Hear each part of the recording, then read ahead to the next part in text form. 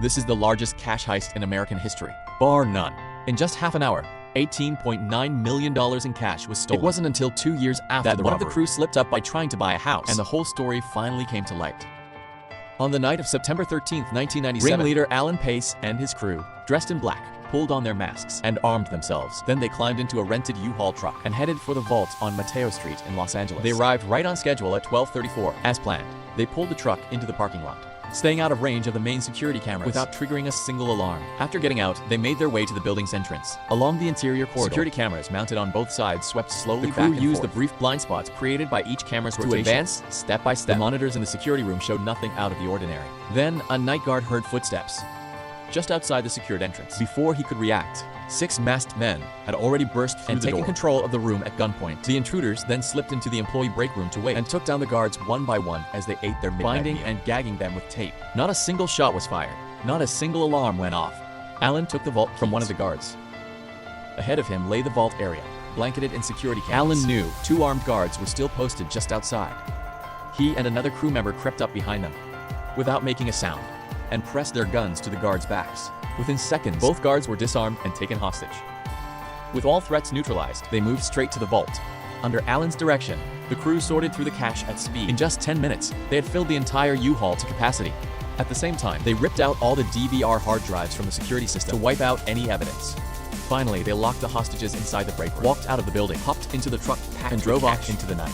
Alan Pace and his crew hadn't fired a single bullet. Yet they had just pulled off the largest cash robbery in American history. In a single night, $18.9 million was stolen, the equivalent of roughly $35 million today. So how did a man with no prior criminal record manage to mastermind a heist of this magnitude? In early 1997, Alan was working at the cash vault on Mateo Street in downtown Los Angeles. It was one of the country's largest armored cash and storage companies. On any given day, the cash held exceeded $100 million. Alan had never been this close to that kind of money. His job was as a security guard, protecting wealth that most people would never lay eyes on. After work, he spent most of his time with his 5 closest friends: Eric Boyd, Eugene Hill, Freddie McCrary, Terry Brown, and Thomas Johnson. They'd all grown up together in the same neighborhood and lived the same 9-to-5 grind. Same paychecks, same feeling that it was never quite enough. On weekends, they'd hit the clubs and parties to blow off steam. The music was loud, the lights were bright, and everything felt bigger than their everyday lives. Parking lots were filled with luxury cars, and expensive watches caught the glow of the neon lights. They took it all in. As time went on, something inside each of them began to shift. The weight of everyday routine grew heavier. The steady, ordinary life no longer felt like enough.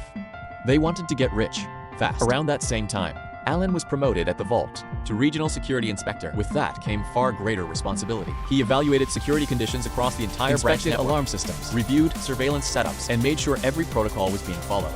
This new position gave him exclusive access to most sensitive security daily details, vault schedules, camera positions, alarm delay systems, and exactly who had clearance for which security features. The deeper his understanding of the security system grew, the more a bold idea began to take shape. In his eyes, this facility no longer looked like a fortress. It was just a plain, single-story warehouse, with armored trucks rolling in and out. Compared to a traditional bank, the security setup was far less visible and far less intimidating. The more he learned, the more a dangerous idea solidified in his mind. One evening, he sat down with his 5 friends and laid out his plan to rob the vault. At first, the group was shocked and hesitant. It sounded reckless, almost insane, but Alan calmly walked them through the security weaknesses, the timing, and the logistics. As the vault security inspector, he knew that building better than almost anyone. Over the next few months, Alan and his 5 friends met in secret. He brought maps collected from inside the vault, photos, and detailed notes. They drove past the building, again and again, carefully studying the surrounding streets, exit routes, and traffic patterns, until they knew them cold. As the plan took shape, their bond grew stronger. They made a pact: if any one of them got caught, the others would never give them up. No snitching, no betrayal. Then the plan hit a snag. Thursday, September 12th. Alan got a call from the company. He'd been fired. The reason? Unauthorized tampering with company property. A few days earlier, he had removed the headlights from an armored vehicle in order to test the company's security response. But when he was let go, the company never reclaimed the keys he had in his possession. That oversight became the critical gap. Walk in and rob the place the very next night. Being fired also made Alan realize he was running out of time. Their carefully laid plan would have to be moved up immediately. And that brings us back to where this story began. After leaving the vault, they drove to an apartment one of the crew had arranged in advance. Inside, they stripped off their black clothes and changed into sharp outfits. Then they headed to Long Beach to attend a family party. To avoid raising any suspicion, surrounded by loud music and bright lights, they blended in with the crowd, acting as if nothing had happened. The day after the party, they sat together and stared at the money. Excitement rushed through them, but so did fear. One careless word, one impulsive purchase, and everything could unravel. Alan handed each member $100,000 and told them to spend it carefully and quietly so as not to attract investigators' attention. The remaining cash was stashed in a self-storage unit to keep it safe. Within hours, a task force made up of local police and other federal agencies was assembled to investigate the crime.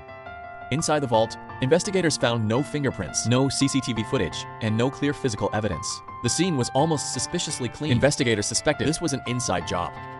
Alan, who had just been fired, became the prime suspect. Police looked into Alan's financial records, bank accounts, and credit card transactions.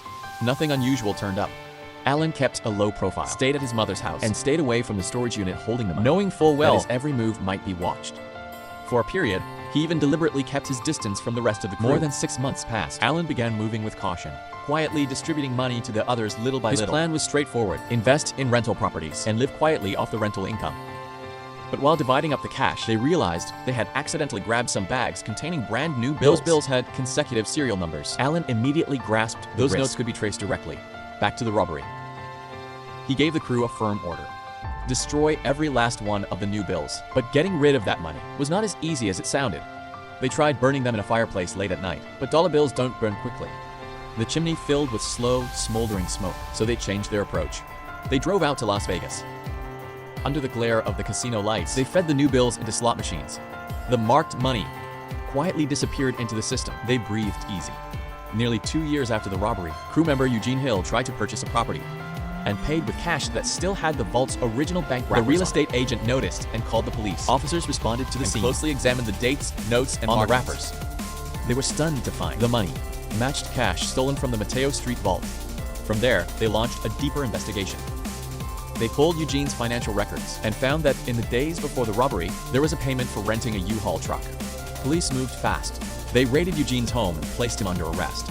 Inside his residence, they found even more cash, still wrapped in the original bank bands. The evidence was airtight. During interrogation, Eugene initially tried to hold firm. He remembered the promise he had made that he would never give up the others. But when prosecutors put a reduced sentence on the table, in exchange for a deal, he began naming his accomplices one by one. Before long, Alan and his other 4 friends were also arrested. In the spring of 2001, they were put on trial for the largest cash robbery in American history. All 5 pleaded guilty and were sentenced to between 7 and 10 years in prison. Last to be sentenced was Alan himself. The court identified him as the mastermind and handed down a 24-year sentence. All of them were ordered to repay the full $18.9 million. In the end, only about $7 million was ever recovered. The rest has never been found. It's believed most of it was spent, hidden away, or destroyed. Some people think as much as $10 million in dirty money is still out there somewhere, but it may never be found. That's the story for this episode. See you next time.